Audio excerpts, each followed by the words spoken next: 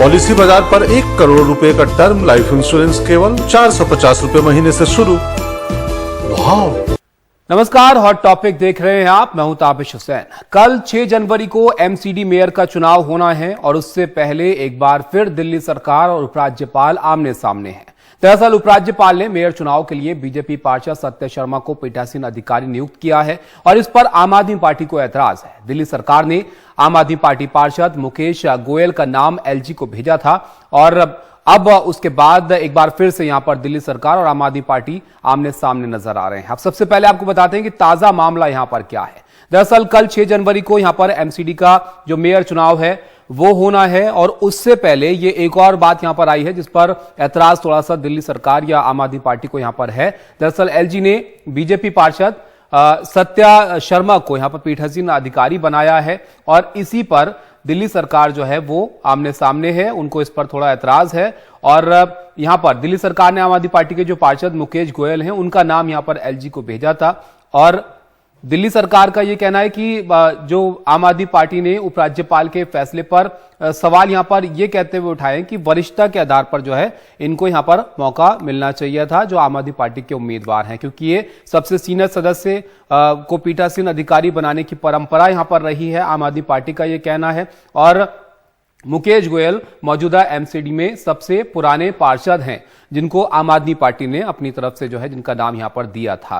और मुकेश गोयल जो है इनके बारे में भी थोड़ा आपको बताते हैं। ये 1997 से लगातार पार्षद हैं और मौजूदा जो पार्षद हैं एमसीडी के अंदर उसमें सबसे वरिष्ठ ये हैं और बीजेपी की सत्या शर्मा जो है वो तीसरी बार की पार्षद हैं, तीसरी बार पार्षद चुनी गई हैं और बीजेपी लोकतांत्रिक परंपराओं संस्थाओं को तबाह कर रही है। ये आम आदमी पार्टी ने यहां पर इस मामले को लेकर एक तरह से आरोप जो है वो लगाया है। अब ये सिर्फ एक मामला नहीं है, इसके अलावा आप देखिए इस जो ऐतराज है वो मनोनीत पार्षदों को लेकर भी है आम आदमी पार्टी की तरफ से। 10 मनोनीत पार्षदों पर आम आदमी पार्टी और उपराज्यपाल में ठनी है। ये मामला भी आपको समझाते हैं। मनोनीत पार्षदों को एल्डरमैन भी यहां पर कहा जाता है और एल्डरमैन अपने क्षेत्र में विशेषज्ञ जो होते हैं वो लोग होते हैं। आम आदमी पार्टी ने मनोनीत पार्षदों को बीजेपी कार्यकर्ता बताया है। जिन 10 पार्षदों को मनोनीत यहां पर किया गया है उसको लेकर आम आदमी पार्टी का कहना है कि ये बीजेपी के कार्यकर्ता हैं। ये एमसीडी के काम को रोकने की कोशिश आम आदमी पार्टी ने यहां पर इन एल्डरमैन को लेकर जो है वो बताया है। आम आदमी पार्टी का ये कहना है कि ये जो एल्डरमैन है ये एमसीडी की विभिन्न समितियों का हिस्सा होते हैं और समितियों के काम में ये बाधा डालेंगे जो एल्डरमैन जिनको मनोनीत यहां पर किया गया है। तो ये एक और मुद्दा है जिसको लेकर आम आदमी पार्टी और जो उपराज्यपाल हैं वो आमने सामने। इन पार्षदों के मनोनयन को संवैधानिक बताते हुए केजरीवाल ने एलजी को चिट्ठी भी लिखी है और इस पर दोबारा से विचार करने की मांग उनकी तरफ से की गई है। अब क्योंकि कल जो है यहां पर चुनाव होना है तो ये जो ताजा मामला आया है इसके बाद इस मुद्दे पर बातचीत करते हैं। हमारे साथ आरती मेहरा हैं जो कि पूर्व एमसीडी मेयर हैं, बीजेपी का पक्ष वो रखेंगी और घनेंद्र भारद्वाज हैं जो कि प्रवक्ता हैं आम आदमी पार्टी के यहां पर और हमारे साथ हमारे सहयोगी उससे पहले शरद जो है वो जुड़ेंगे। शरद से सबसे पहले हम पूछते हैं इस मामले के बारे में, उसके बाद इस चर्चा को यहां पर आगे बढ़ाएंगे। शरद, ये ताजा मामला आ गया कल के चुनाव से पहले जहां पर ऐतराज साफ तौर पर आम आदमी पार्टी और राज्यपाल के बीच में यहां पर नजर आया है। आम आदमी पार्टी क्या चाहती है?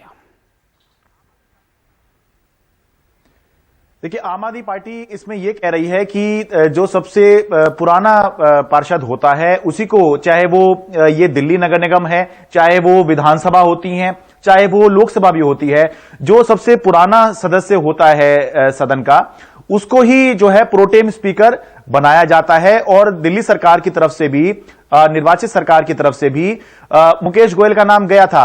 केवल इसलिए नहीं कि वो आम आदमी पार्टी के पार्षद हैं, वो हैं आम आदमी पार्टी के पार्षद, लेकिन वो सबसे पुराने पार्षद भी हैं। 6ठी बार वो चुनाव यहां पर जीतकर आए हैं। तो ये आपत्ति है आम आदमी पार्टी की कि जब चुनी हुई सरकार ने कोई नाम दिया है तो उपराज्यपाल कैसे उस नाम को दरकिनार करते हुए किसी दूसरे नाम को जो है वो मनोनीत कर सकते हैं, नॉमिनेट कर सकते हैं। और ये केवल एक मामला, जैसे आपने बताया कि इससे पहले आम आदमी पार्टी और दिल्ली सरकार ही ये आरोप लगा रही है कि जो 10 पार्षद मनोनीत कर दिए हैं नगर निगम के अंदर वो दिल्ली सरकार से पूछा भी नहीं। तो एलजी के पास डिस्क्रिशनरी पावर कहां है? बिना एड एंड एडवाइस के जो एलजी हैं वो ऐसे कैसे काम कर सकते हैं। तो इसके ऊपर जो है आम आदमी पार्टी सवाल उठा रही है, लेकिन फिलहाल ये सवाल ही रहेंगे क्योंकि एलजी ने कल मीटिंग होनी है, नॉमिनेशन कर दिया है, नियुक्ति कर दी है, तो जैसा एलजी ने नियुक्ति करी है उसी हिसाब से फिलहाल जो है वो काम चलेगा।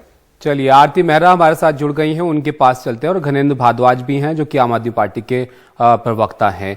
आरती जी, सबसे पहले यहां पर आपके पास आता हूं मैं। आम आदमी पार्टी जो है ऐतराज कई बातों को लेकर उठाती रही है, लेकिन यहां पर यह ऐतराज है कि जब उन्होंने नाम दिया तो फिर उसके अलावा उनके नाम को यहां पर जो है दरकिनार करते हुए क्यों किसी को जो है यहां पीठासीन अधिकारी बनाया गया और सरकार को बाईपास कर रहे हैं यहां पर उपराज्यपाल। उपराज्यपाल का ये अधिकार है कि वो किसे पीठासीन अधिकारी बनाए। अब जो शिखा शर्मा या सत्या शर्मा जो है, मेरे हिसाब से शिखा राय है, सत्या शर्मा का नाम आप ले रहे हैं। हमारी ये भी सीनियर है और उनका कॉन्डक्ट बहुत अच्छा रहा है, लीडर ऑफ द हाउस भी रही है, स्टैंडिंग कमेटी की चेयरमैन भी रही है। तो ये एक प्रोसीजर है, एक परंपरा है, लोकतांत्रिक परंपरा है, उसमें कुछ भी एलजी महोदय को अधिकार है कि वो किसको उस पीठासीन अधिकारी के रूप में बिठाए। उनका एक बड़ा सिस्टमैटिक, बड़ा छोटा सा एक रोल है कि वो मेयर का चुनाव करवाएंगी। तो मुझे नहीं लगता इसमें कुछ होना चाहिए। नहीं, आम आदमी पार्टी का ये कहना है कि जो परंपरा रही है, जो परंपरा रही है यहाँ पर के वरिष्ठता के आधार पर यहाँ पर जो है चयन होता है, परंपराओं को तोड़ा जा रहा है। कोई परंपरा को नहीं तोड़ा जा रहा है, ये परंपराओं को तोड़ने, ये अनार्किस्ट अब होने का इनके ऊपर, ये तो खुद स्वयं बैठ के कहते हैं कि हाँ हम अनार्किस्ट हैं। ये वो लोग हैं जिन्हें सुप्रीम कोर्ट, हाई कोर्ट और जब पूरी जुडिशरी भी जेल में रखती है तब भी ये उनको मंत्री बनाए रखते हैं, और वो मंत्री रहते हुए भी लोगों को धमकाते हैं, ऑफिसर्स को धमकाते हैं। तो ये सारा कल्चर इनका है, ये कल्चर हमारा नहीं है। भारतीय जनता पार्टी कॉन्स्टिट्यूशन में विश्वास करती है। भारतीय जनता पार्टी पूरी तरह से हर संवैधानिक पद की गरिमा को रखने में विश्वास करती है, और मेरा ये पूरी तरह से मानना है कि एलजी पूरी तरह से, ताबिश जी, वो पूरी तरह से उनका अधिकार है कि वो किसको पीठासीन अधिकारी बनाए। गणेंद्र जी बताइए, जो एलजी का अधिकार है उस हिसाब से वो फैसले ले रहे हैं, आपको हर बात से ऐतराज क्यों है? देखिए ताबिश जी, जब से विनय सक्सेना जी दिल्ली के लेफ्टिनेंट गवर्नर बने हैं, लगातार वो दिल्ली की चुनी सरकार को परेशान करने का काम करें, लगातार दिल्ली की चुनी सरकार के कामों में हस्तक्षेप कर रहे हैं।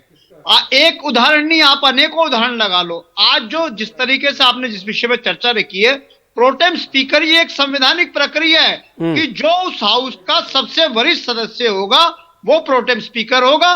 मुकेश गोयल 6ठी बार चुनाव जीते हैं, उस हाउस के सबसे सीनियर मोस्ट मेंबर है, 98 से लगातार पार्षद है, तो मुकेश गोयल को बनना चाहिए था। दिल्ली की सरकार ने भी उनका नाम भेजा, लेकिन एलजी साहब ने दिल्ली सरकार के रिकमेंडेशन को दरकिनार करके भारतीय जनता पार्टी के एक नेता को, एक पार्षद को उन्होंने प्रोटेम स्पीकर बना दिया। 10 नॉमिनेट काउंसलर बगैर दिल्ली की सरकार से, दिल्ली की चुनी सरकार को बाईपास करके उन्होंने 10 लोग नॉमिनेट कर दिए, जबकि संवैधानिक प्रक्रिया यह है, और जो सुप्रीम कोर्ट की संवैधानिक पीठ ने, कॉन्स्टिट्यूशनल बेंच ने भी ये क्लियर कर दिया था कि दिल्ली के अंदर पुलिस, लैंड और जुडिशरी छोड़ के सारे अधिकार दिल्ली की चुनी सरकार के पास है। इसी तरीके से एक प्रोसेस था कि जो नॉमिनेट मेंबर बनेंगे वो दिल्ली की सरकार उनको रिकमेंड करके यूडी डिपार्टमेंट के थ्रू लेफ्टिनेंट गवर्नर को भेजेगी। एलजी साहब ने यूडी डिपार्टमेंट को दरकिनार कर दिया, दिल्ली की सरकार को दरकिनार कर दिया, डायरेक्ट फाइल एमसीडी कमिश्नर से बुला के 10 लोग भारतीय जनता पार्टी के, और बकायदा इंटेंशनली उन जोन में उन्होंने अपॉइंट करे जिन जोन में भारतीय जनता पार्टी चुनाव जीतने की स्थिति में नहीं थी, कि भारतीय जनता पार्टी चाह रही है कि किसी तरीके से एमसीडी वो चलाते रहे। एमसीडी का मोह उनका खत्म नहीं हो पा रहा, क्योंकि एमसीडी सिर्फ एमसीडी नहीं, एमसीडी भारतीय जनता पार्टी के लिए एक कमाई का धंधा बन गई थी। एमसीडी आरती मेहरा, इस पर आप क्या जवाब देंगी? आप एमसीडी चुनाव में कम पार्षद आने के बाद भी एमसीडी चलाना चाहते हैं। और एक ये बात भी आप बताइएगा, क्योंकि आप भी मेयर रही हैं, क्या वरिष्ठता जो के आधार पर जो चुनाव रहा है यहाँ पर पीठासीन अधिकारी का, क्या ये बात गलत है? आम आदमी पार्टी कह रही है ये बात बिल्कुल गलत है। ये बिना तथ्यों के बात करते हैं और सच्चाई ये है, इनसे पूछिए कि इन्हें विधानसभा में 14 नॉमिनेट करने होते हैं एल्डरमैन की तरह ही। क्या इन्होंने वहां पे भारतीय जनता पार्टी का कोई रिप्रेजेंटेशन दिया है? क्या इन्होंने भारतीय जनता पार्टी के विधायकों को काम करने के लिए पिछले 8 साल में फंड दिए हैं क्या? जिस प्रकार से सौतेला व्यवहार ये करते रहे, जो ये सौतेला व्यवहार हमारी कॉरपोरेशन के साथ करते रहे, इन सबका पास रिकॉर्ड ये बताता है। और मुकेश जी पे तो वैसे ही बहुत सवाल है, पहले कांग्रेस में थे, अब वो अपनी सुविधा अनुसार और किन किन कारणों से वो अब आम आदमी पार्टी में है। खैर ये उनका अपना पर्सनल विषय है, लेकिन हमें एक ऐसा व्यक्ति, एक महिला का चुनाव है, एक महिला करवा रही है, इन्हें खुश होना चाहिए। उसमें सामने से ये चुनाव होता है, सब सामने बैठे होते हैं, पूरा सेक्रेटरी ऑफिस बैठा है, तुम्हारे पूरे पार्षद 134 आपके पार्षद हैं, हमारे पार्षद नहीं। उनको तो दिक्कत इस बात पर भी है ना आरती जी कि पहले तो आप चुनाव ही नहीं लड़ रहे थे। चलिए इस पर मैं आऊंगा, लेकिन कुलदीप कुमार भी हमारे साथ जुड़ गए हैं, ये इस पर मैं सवाल पूछूंगा आपसे। हाँ नहीं ताबिश जी, ये प्रथा तो हमेशा से रही है। ऐसा हुआ है कि जब कांग्रेस के मेरे स्वयं सामने जब मिला जुला के भी 100 भी उनके नहीं थे और हम 182 के करीब थे भारतीय जनता पार्टी, और जो विपक्षी थे वो 50 भी नहीं थे, तब भी लड़ते थे। चलिए तो ये होता रहा है। आपके नंबर्स हैं तो जाहिर है आप अपना कैंडिडेट वहां पर देंगे। लेकिन कुलदीप कुमार हमारे साथ जुड़ गए हैं, आम आदमी पार्टी के विधायक हैं। कुलदीप जी, आपके पास पार्षदों की संख्या ज्यादा है, फिर भी आपको इन सब चीजों पर ऐतराज क्यों है? इनसिक्योरिटी। देखिए तभी जी, दिल्ली नगर निगम में ये एक लॉ है और परंपरा भी है कि हमेशा दिल्ली की चुनी हुई सरकार ही अपने नाम एमसीडी के नॉमिनेट काउंसिलर के लिए भेजती है। लेकिन पहली बार ऐसा देखने के लिए मिला कि एलजी साहब ने उस फाइल को बाईपास करा के मंगाया और भारतीय जनता पार्टी के कार्यकर्ताओं को उसमें नॉमिनेट करने का काम किया। तो मैं कह सकता हूँ ये एमसीडी एक्ट का भी उल्लंघन है, ये देश के संविधान का भी उल्लंघन है और पूर्ण रूप से भारतीय जनता पार्टी देश के संविधान का उल्लंघन करने का काम कर रही है। दिल्ली की जनता को दिल्ली की जनता ने आम आदमी पार्टी को मैंडेट दिया है और 134 सीटें आम आदमी पार्टी को दी, और दिल्ली के लोग ये चाहते हैं कि आम आदमी पार्टी को उन्होंने मैंडेट दिया है और आम आदमी पार्टी आज दिल्ली के अंदर काम कर रही है। लेकिन भारतीय जनता पार्टी केवल और केवल गंदी राजनीति कर रही है और लेफ्टिनेंट गवर्नर के माध्यम से दिल्ली के लोगों के काम रोकने का काम कर रही है और साथ साथ संविधान की, कॉन्स्टिट्यूशन की धज्जियां उड़ाने का काम कर रही है। और मुझे लगता है कि भारतीय जनता पार्टी को दिल्ली के लोगों ने सबक सिखाया है। 15 साल तक ये सत्ता में रहे, नगर निगम के अंदर 15 साल तक भारतीय जनता पार्टी की सरकार रही और 15 साल में दिल्ली के लोगों के लिए क्या काम किया, एक काम किया और बता दें भारतीय जनता पार्टी के लोग। और आज 15 दिन की सरकार हुई है दिल्ली के अंदर, पार्षद जीते हुए हैं और 15 दिन के अंदर दिल्ली की सड़कों पर साफ सफाई, दिल्ली में काम होना शुरू हो चुका है। लेकिन भारतीय जनता पार्टी को यह बात बिल्कुल भी हजम नहीं हो रही है और लेफ्टिनेंट गवर्नर के माध्यम से मैं कह सकता हूं कि ये देश के संविधान का माहौल बनाने की जो तैयारी भारतीय जनता पार्टी करती है, जो काम भारतीय जनता पार्टी करती है लेफ्टिनेंट गवर्नर के माध्यम से, लेफ्टिनेंट गवर्नर केवल जिनका काम था दिल्ली के अंदर केवल और केवल एडमिट देखना और उस जो उनके पास काम था, लॉ एंड ऑर्डर का काम उनके पास था, लॉ एंड ऑर्डर को संभालने में वो नाकाम साबित हुए। आज दिल्ली के अंदर हमारी बहन बेटियों के बलात्कार हो रहे हैं, हमारी बहन बेटियां सुरक्षित नहीं है और लेफ्टिनेंट गवर्नर का केवल वो काम ये रह गया है कि कैसे सरकार को बाईपास करें, दिल्ली की चुनी हुई सरकार को, जिसको दिल्ली के लोगों ने चुना, 70 में से 62 सीटें दी, ऐसी मैंडेट वाली सरकार को, देश के सबसे बड़े लोकप्रिय मुख्यमंत्री को, इस सरकार को बाईपास करने का काम लेफ्टिनेंट गवर्नर जवाब दीजिए। लॉ एंड ऑर्डर पे आपका ध्यान होना चाहिए और नगर निगम के अंदर लॉ एंड ऑर्डर पर ध्यान होना चाहिए और ज्यादा ध्यान यहाँ पर चुनाव को लेकर है। पिछली बार भी 2017 के अंदर भी जो नाम दिल्ली सरकार ने भेजे थे उन लोगों को एंटरमैन बनाया गया। सुन लेते हैं कुलदीप जी, जवाब ले लेते हैं आपके इन सवालों पर। जानकारी है नगर के बारे में, जो अपनी राय दे सकते हैं, उन लोगों को नहीं बनाया गया। कुलदीप जी जवाब ले लेते हैं। जी आरती मेहरा जी बताइए। कुलदीप जी आपके 14 मेंबर विधानसभा से आते हैं, नॉमिनेटेड मेंबर विधायक, उन सबको, उनमें क्या विधान, एक भी भारतीय जनता पार्टी का विधायक आपने लिया क्या? वो भी एक गरिमा होती है कि ऑपोजिशन का जरूर ले, लेकिन अनिल वाजपेयी कौन सी पार्टी के हैं? गरिमा नहीं रखी। बीच में मत बोलिए, अनिल वाजपेयी कौन सी पार्टी के हैं? प्लीज बीच में मत बोलिए, प्लीज बीच में मत बोलिए। अनिल वाजपेयी कौन सी पार्टी के हैं? आरती मेहरा जी से कुलदीप जी एक मिनट बात अगले दीजिए, फिर आप बॉस आप भी जवाब दीजिएगा। बॉस नहीं है, आरती जी अपनी बात पूरी कीजिए जल्दी, मेरे पास वक्त की थोड़ी सी कमी है जी। जुटा के आया करें, मेरा जनरेट टीवी पे आते अच्छा लगता है, देश को जाए को पूरा। सरकार में 62 होने के बाद भी सड़कों पे है, 62 होने के बाद भी, दिल्ली के इतने मत के बाद भी सड़कों पे है।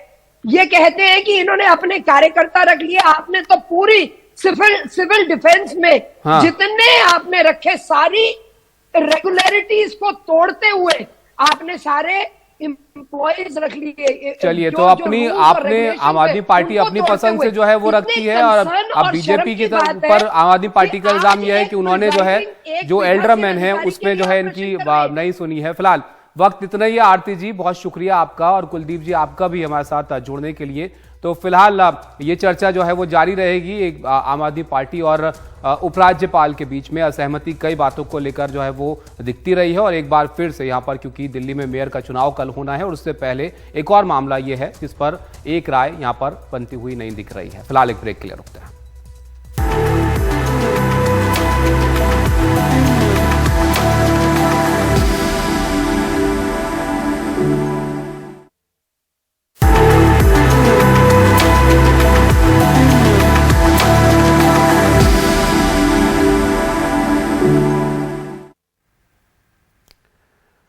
अब बात एक और बड़ी खबर की करते हैं। सुप्रीम कोर्ट ने आज एक बड़ा फैसला सुनाते हुए हल्द्वानी में तोड़फोड़ पर 7 फरवरी तक रोक लगा दी है। यहां पर हल्द्वानी में आपको बता दें कि 4000 घरों में अब जो है वो तोड़फोड़ फिलहाल नहीं होगी। सुप्रीम कोर्ट ने यहां पर बुलडोजर पर फिलहाल ब्रेक लगा दिया है, और 7 दिनों में जमीन खाली करने का जो फैसला है उस पर कहा कि सही नहीं है। सुप्रीम कोर्ट ने हाईकोर्ट के फैसले पर यहां पर रोक लगाई है। हाईकोर्ट ने इन घरों को गिराने के लिए कहा था, और मानवीय पहलू को भी यहां पर सरकार देखे, प्रैक्टिकल हल इसका निकालने के लिए कहा है, और 50 साल से रह रहे लोगों के लिए पुनर्वास योजना यहां पर जरूरी है, यह सुप्रीम कोर्ट का कहना है। रेलवे और उत्तराखंड सरकार को नोटिस देकर जवाब यहां पर मांगा गया है, और 7 फरवरी को अब इस मामले में अगली सुनवाई जो है वो होनी है। आपको बता दें कि रेलवे की जमीन पर अवैध कब्जे को हटाने को लेकर उत्तराखंड हाईकोर्ट ने आदेश दिया था, और इसके लिए प्रशासन को 1 हफ्ते की मोहलत जो है वो दी गई थी।